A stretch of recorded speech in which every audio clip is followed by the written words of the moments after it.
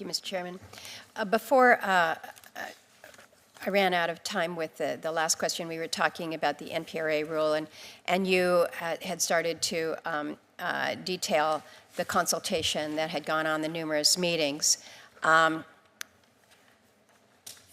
reason there is such frustration over this consultation process is because there were multiple individuals that were frustrated over this issue. So it required the subcommittee to basically call on Interior to conduct additional consultation with Alaska Natives and the tribal entities on the slope. It not only came here from the committee, it came from the congressional delegation, from the legislature, and yet the department announces the publication of the final NPRA rule on April 19. Not a single effort made to conduct additional consultation as we had requested. Part of the back and forth in this that again leads to ongoing frustration is our comments from your own team. The NPRA working group met to discuss this issue in August, and one of your deputy assistant secretaries, Catherine Kovacs, stated, she says, "I'm happy to regale you with the ins and outs of the Congressional Review Act, but unfortunately we're on a schedule with this one that we don't have any control over, so we just don't have that kind of time for a rule. We're on a schedule on this one. We don't have any control over this." And so you've got a situation where it's already been forecast to people that, look, we've got this clock ticking because we want to avoid an effective veto under the CRA.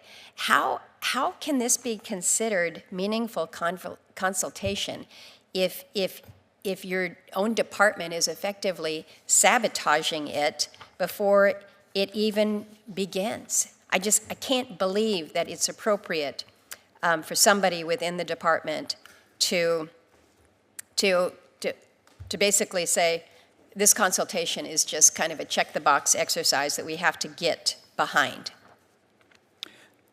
Senator, I will just say that following all of those meetings that you spoke about, they extended the comment period on November 13th for an additional 20 days. 20 days, yeah. Also, I want to say that we also reaffirm that nation-to-nation consultation is not restricted to a public comment period and could occur any time when tribal leaders request those consultations.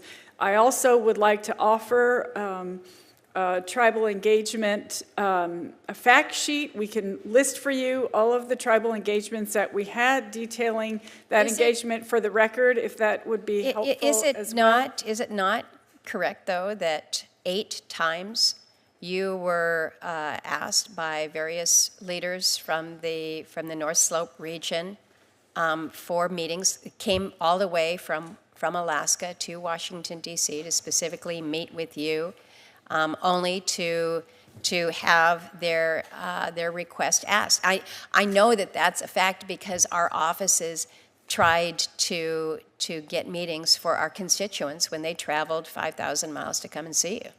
Senator, I know that our acting deputy secretary did meet along with Congresswoman Peltola. Our acting deputy secretary did meet. Yes. Our Secretary of the Interior, making an extraordinarily consequential decision about lands that that this group of Alaska Native leaders call home and subsist upon.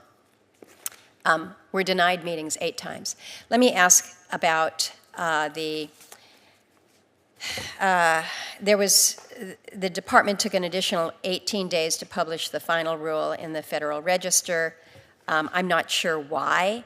What I really want to know is whether or not there were any changes between the unofficial pre-publication version of the rule and the final version. I can't answer that for you at the moment, but I will absolutely go back to the office and ask the BLM to respond to that question. I think it's kind of important because there's a notable gap there. Your staff had previously committed to providing a red line of the draft rule and the final rule. So can you share with me as well the red line of the unofficial publication version of the rule? Senator, we will absolutely be in touch with your office as to those two specific questions. I would like to get that red line by the end of this next week, if we can. Thank you. Thank you. Thank you, Senator. And